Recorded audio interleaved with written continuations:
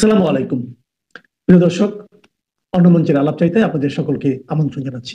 আজ 31 আগস্ট রবিবার দুপুরে বাংলাদেশের সেনাপ্রধান জেনারেল ওয়াকারুজ্জামান একেবারে হঠাৎ করেই দেশের প্রধান বিচারপতি জাস্টিস সৈয়দ রিফাত আহমেদের সঙ্গে একটি জরুরি বৈঠক করেছেন।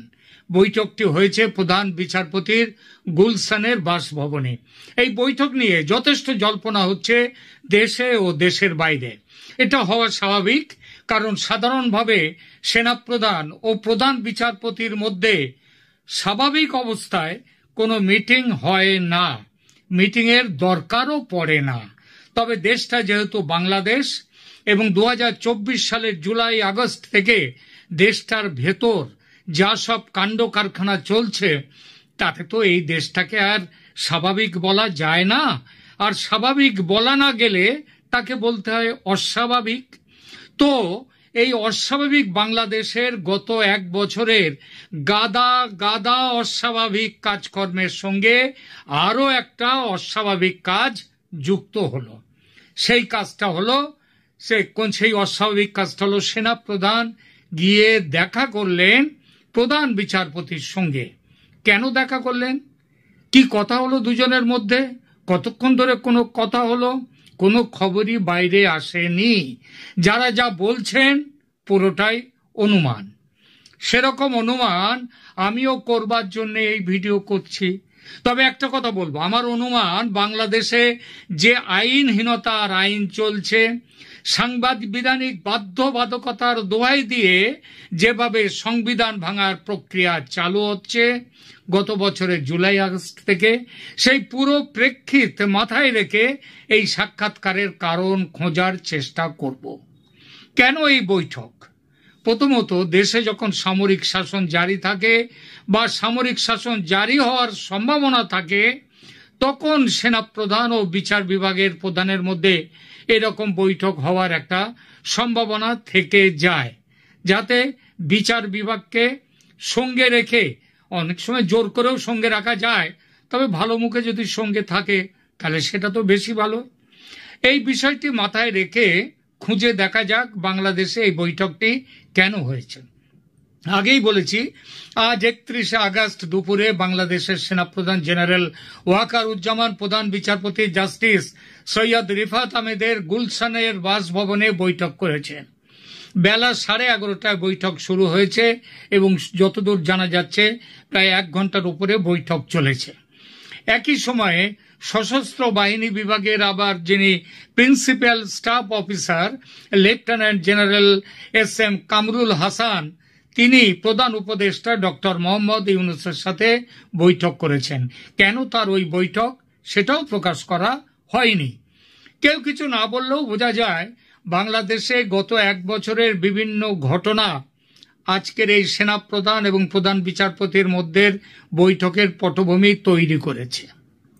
2024 সালের আগস্ট মাসে শেখ হাসিনার সরকার পতনের পর দেশের রাষ্ট্রীয় কাঠামোতে উল্লেখযোগ্য পরিবর্তন এসেছে। সেনাপ্রধান ওয়াকারুজ্জামান এই ব্যাপারে গুরুত্বপূর্ণ ভূমিকা পালন করেছেন এবং অন্তর্বর্তী সরকার গঠনের প্রক্রিয়ায় তিনি নেতৃত্ব দিয়েছিলেন। ফলে আর 10টা সেনাপ্রধানের থেকে তিনি আলাদা। নির্বাচিত প্রধানমন্ত্রী শেখ হাসিনাকে দেশ থেকে চলে যেতে হয়েছে, তার পেছনে মুখ্য ভূমিকা এই সেনাপ্রধান ওয়াকারুজ্জামানের। প্রধান বিচারপতি সৈয়দ রিফাত আহমেদ 2024 সালের 10 আগস্ট নিযুক্ত হন। নিযুক্ত হয়েছিলেন কখন? যখন পূর্ববর্তী প্রধান বিচারপতি ওবায়দুল হাসান তাকে জোর করে পদত্যাগ করতে বাধ্য করা হয়। যে পদ্ধতিতে ওবায়দুল হাসানকে পদত্যাগে বাধ্য করা হয়েছিল, সেটা দেখে নতুন প্রধান বিচারপতি দায়িত্ব নিতে অস্বীকার করতে পারতেন, তাহলে একটা উজ্জ্বল দৃষ্টান্ত স্থাপন করতে পারতেন, একটা ভালো উদাহরণ তৈরি হতো। আর কাক কাকের মাংস না খেলেও বিচারপতিরা বিচারপতিদের মাংস কিন্তু বেশ আরাম করেই খান। প্রধান বিচারপতি হিসেবে রিফাত আহমেদের সঙ্গে আরো 5 জন বিচারপতি অন্য বিচারপতিদেরকে তাড়িয়ে সুপ্রিম কোর্টের বিচারপতি হয়েছেন। তো বোঝাই যাচ্ছে যে রিফাত আহমেদ এই সরকারের সমর্থক, কিন্তু 2024-এর পর দেশের শাসন ব্যবস্থায় তো জল অনেক গড়িয়েছে। সেই 24-এর একজোট সরকার এখন আর নেই। তাদের মধ্যে দল উপদল, লড়াই, গোষ্ঠীদ্বন্দ্ব অনেক কিছু আছে। এখন ইউনূস এবং ওয়াকারের মধ্যে সেই আগের প্রণয়ও আর নেই। আবার বাংলাদেশকে কে দখল করবে, আমেরিকা দখল করবে না চীন দখল করবে না ভারত, এই নিয়ে খাবলা খাবলি শুরু হয়ে গেছে পরাশক্তিদের মধ্যে। তো এই প্রেক্ষিতটা মাথায় রেখেও এই বৈঠক কেন ও কি হলো সেই বিচারে যাব। দেশের বিচার বিভাগীয় সংস্কার প্রক্রিয়া নিয়ে অনেক কথা চলছে এখন। ইউনূস সরকার বলছে অনেক সংস্কারের কথা, এগুলো করে ভোটে যাওয়া হবে, নতুন সংবিধান তৈরি হবে। ওয়াকারুজ্জামান একবার প্রকাশ্যে অভিযোগ করেছেন তাকে অন্ধকারে রেখে সংস্কার করা হচ্ছে। এর বিরুদ্ধে নিজের অবস্থান জানাতে কি তিনি প্রধান বিচারপতির সঙ্গে কথা বললেন? সংস্কার মানে সংবিধান নতুন করে লেখার কাজ কি সে সবার মুখে? সব প্রশ্ন উঠতেই পারে। তবে যদি এই জন্য তিনি প্রধান বিচারপতির কাছে গিয়ে থাকেন সেটা একটা কারণ হতে পারে, তবে প্রধান কারণ হতে পারে বলে মনে হয় না। দ্বিতীয়ত, আইন শৃঙ্খলা পরিস্থিতি। শেখ হাসিনার সরকার পতনের পর দেশে আইন শৃঙ্খলা পরিস্থিতিতে সেনাবাহিনী ম্যাজিস্ট্রেসি পাওয়ার নিয়ে মাঠে আছে। এই পরিস্থিতিতে সামরিক ও বিচার বিভাগের মধ্যে খুব সমন্বয় প্রয়োজন। এই সমন্বয় যে নেই এতদিন কিন্তু সেই বিষয়ে কোনো কথা শোনা যায়নি। সুতরাং এই ব্যাপার নিয়ে, অর্থাৎ সমন্বয়ের জন্য দুজনের সঙ্গে কথা বলেছেন, এটা কোনো কারণই হতে পারে না। তৃতীয় কারণ, যার ইঙ্গিত গোড়ায় দিয়েছি, সেটা হলো অন্তর্বর্তী সরকার ব্যবস্থায় কি পরিবর্তন হচ্ছে? প্রধান উপদেষ্টা কি বিদায় নিচ্ছেন? রাষ্ট্রপতি চুপ্পু সাহেব কি আর রাষ্ট্রপতি থাকছেন না? তার ছবি খোলা হয়েছে কয়েকদিন আগে সরকারি দপ্তর থেকে, তাহলে কি এইবার তাকেও সেখান থেকে খুলে ফেলে দেওয়া হবে তুলে? তো নাকি রাষ্ট্রপতির জায়গায় চিফ জাস্টিস আসছেন? আবার এমনও কথা শোনা হতেই পারে যে ইউনূসকে বাদ দিয়ে কেয়ারটেকার সরকারের প্রধান হবেন রিফাত আহমেদ। এই বিষয়ে সাংবিধানিক বিধান জানতে এবং রিফাত আহমেদ সাহেব তার পদ নিতে রাজি আছেন কিনা সেটা জানতেও ওয়াকারুজ্জামান যেতে পারেন। আপনাদের হয়তো মনে আছে কয়েকদিন আগে আমেরিকার যিনি সার্চ দ্য অ্যাফেয়ার্স, যিনি ঢাকায় আছেন, টেসি অ্যান্ড জ্যাকবসন, তিনিও ওই প্রধান বিচারপতির বাড়িতে গিয়েছিলেন তার সাথে মিটিং করে তাকে বোঝাতে যে আপনি এই নতুন সরকারের ক্ষমতা নিন, নতুন সরকারের দায়িত্ব নিন। তিনি রাজি হননি বলে খবর পাওয়া গেছে। কিন্তু এখন ওয়াকারুজ্জামান আবার তার কাছে যাওয়াতে মনে হচ্ছে যে এই একই ব্যাপার নিয়ে ওয়াকারুজ্জামানও তাকে রিকোয়েস্ট করতে গেছেন।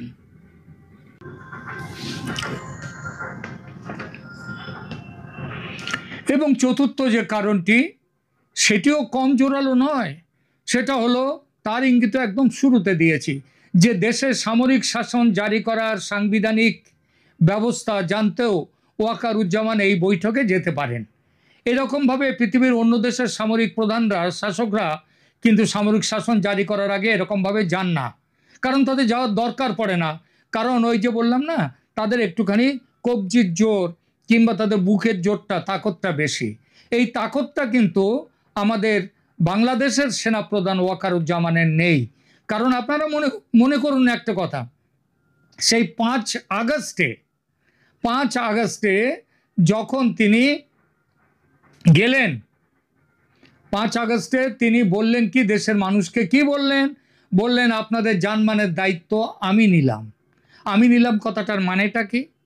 মানে সরকার, পরবর্তী সরকারের দায়িত্ব তিনি নিচ্ছেন, এইটাই তো। এর বাইরে কি আর তো কোনো কথা হতে পারে না? তাহলে এইবার বলুন, সেদিন যদি তিনি দায়িত্ব যদি নিয়ে থাকেন, তাহলে 8 আগস্টে ইউনূস কি করে ক্ষমতায় এলেন? তার কারণ যারা তাকে দিয়ে এই শেখ হাসিনাকে দেশ থেকে তাড়াবার ব্যবস্থাটা করেছিলেন, তাদের সামনে নতুন রাজার নাম ছিল ইউনূস, ওয়াকার নয়। এখন আবার একটুখানি পাল্টে গেছে পরিস্থিতি। এই পরিস্থিতিতে ওয়াকার সাহেবের একটু মনে আবার জোর এসছে, এমন হতেই পারে। সেই জন্যে তিনি গেছেন যে একটু তাহলেও যেহেতু কমজোর মানুষ তো একটু গিয়ে কথা বলতে গেছেন।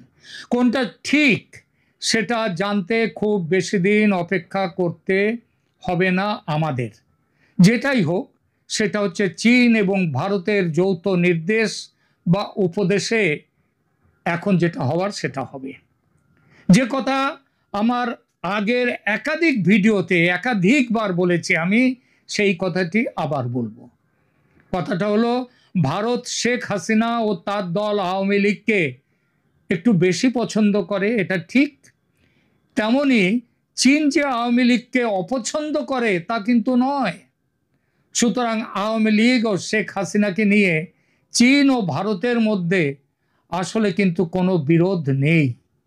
চীন থেকে ওয়াকার সাহেবকে স্পষ্ট বলা হয়েছে দ্রুত নির্বাচন করতে এবং সেই নির্বাচনে আওয়ামী লীগকে রেখে দিতে। নানান চাপে, তার মধ্যে আমেরিকার চাপও আছে, ইউনূস এটা করে উঠতে পারছেন না, তাই কালক্ষেপ না করে তাকে এখনই সরিয়ে দেওয়ার চেষ্টায় নেমেছে চীন, ভারত এবং অবশ্যই সেনাপ্রধানকে দিয়ে সেই কাজটা করতে। আর ইউনূস সাহেবের PSO lieutenant general Kamrul Hasan তার মনিবের সঙ্গে দেখা করেছেন জল কোন দিকে গড়াচ্ছে সেটা জানাতে। হয়তো জিনিসপত্র গোছগাছ করার কথাও বলেছেন তিনি, যে গুছিয়ে নিন, টিকিট কাটুন, শেষ করব। তবে শেষের আগে একটা কথা বলবো, বাংলাদেশ তো বটেই, পৃথিবীর কোনো দেশের ইতিহাসেই এমন বৈঠকের নজির নেই। সুতরাং ধরে নেওয়া যায় বড় কিছু একটা ঘটতে চলেছে। বাতাসে সেই নতুন কিছুর গন্ধ যেন ক্রমশ বাড়ছে। প্রিয় দর্শক, আপনার কি তেমন কিছু মনে হচ্ছে? কি মনে হচ্ছে সেটা কমেন্ট করে জানাবেন। এই মুহূর্তে আপনাদের একটি খবর দিতে এসেছি। খবরটি হলো, প্রধান বিচারপতি সেনাপ্রধান বৈঠক কেন, এই প্রসঙ্গটা নিয়ে এই মুহূর্তে কথা বলবো। আজ রোববার 31শে আগস্ট বেলা 11:30টার সময় প্রধান বিচারপতির গুলশানের বাসভবনে বাংলাদেশের সেনাবাহিনীর প্রধান জেনারেল ওয়াকারুজ্জামান এবং প্রধান বিচারপতি সৈয়দ রিফাত আহমেদ, এই দুজনের মধ্যে বৈঠক অনুষ্ঠিত হয়।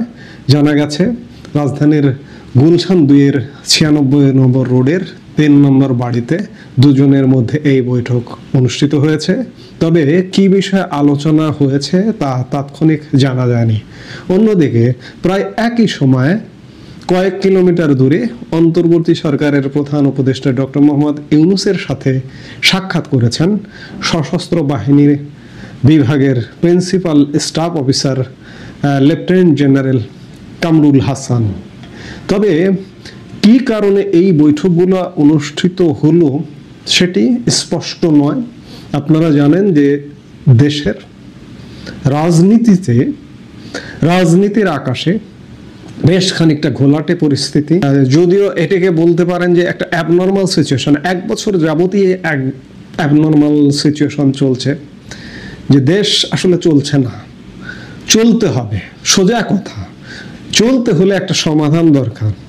এসব সমাধান খুঁজবার জন্যই কি সেনাপ্রধান প্রধান বিচারপতির সাথে আলাপ করেছেন, সাক্ষাৎ করেছেন? আইনি কোনো ভিত্তি কি জানতে চাইবার চেষ্টা করেছেন? কিংবা পিএসও কামরুল হাসান প্রধান উপদেষ্টার সাথে বৈঠক করেছেন? সেটি খানিকটা স্বাভাবিক, কারণ সশস্ত্র বাহিনী বিভাগের যে প্রিন্সিপাল স্টাফ অফিসার তিনি তার দপ্তরটা সরাসরি প্রধান উপদেষ্টা কিংবা প্রধানমন্ত্রীর অধীনস্থ। সেই জায়গায় বলা যায় বস হচ্ছেন প্রধান উপদেষ্টা বা প্রধানমন্ত্রী। তিনি তার কর্মকাণ্ড নিয়ে বৈঠক করতে পারে, কিন্তু আসলে এই বৈঠকগুলো নানান প্রশ্নের উদ্রেক করছে। কারণ সাম্প্রতিক সময়ে পরিস্থিতি মোটেই ভালো নয়, পরিস্থিতি বেশ খারাপ। আমরা বলতে পারি হয়তো যে জুলাই আগস্ট চলে গেছে, জুলাই আগস্টে যা করার ছিল, বিশেষ করে যারা এই দেশটা ব্যর্থ করেছে, দেশটা দখল করেছে, তাদের যা করার ছিল সবকিছু ইতিমধ্যে ব্যর্থ হয়ে গেছে। এখন সেপ্টেম্বর থেকে সফলতার দিকে যেতে হবে, এটি হচ্ছে মূল কথা। আমরা নিশ্চয়ই জানতে পারবো যে কেন প্রধান বিচারপতির সাথে সেনাপ্রধান বৈঠক করছেন। সচরাচর তো এমনটা দেখা যায় না। আপনারা কি কখনো দেখেছেন? আমার তো মনে পড়ে না, আমার জীবনে আমার কখনোই মনে পড়ে না যে প্রধান বিচারপতি এবং প্রধান সেনাপতি বা সেনাপ্রধান কখনো মুখোমুখি সাক্ষাৎ হয়েছে, বৈঠক করেছেন। এটা আমার জীবনে মনে পড়ে না। আমার জীবন যদিও ছোট্ট, লাইফ স্প্যান ছোট্ট, আমি যখন থেকে রাজনীতি বুঝি, যখন থেকে পর্যবেক্ষণ করি, সেটা 15-20 বছরের। পর্যবেক্ষক দৃষ্টিটা 15-20 বা 25 বছর বা ধরুন 30 বছর হতে পারে, এর বেশি নয়। আমি এতটুকু জীবনে দেখিনি যে এইভাবে বৈঠক হচ্ছে প্রধান বিচারপতি কিংবা প্রধান সেনাপতি বা প্রধান সেনাপ্রধান। আমার কাছে বিষয়টা নতুন, এজন্য আপনাদের সাথে শেয়ার করলাম। আমরা নিশ্চয়ই বিস্তারিত জানতে পারবো এবং আপনাদেরকেও জানাবো। এই মুহূর্তে এ পর্যন্তই। সবাই ভালো থাকুন।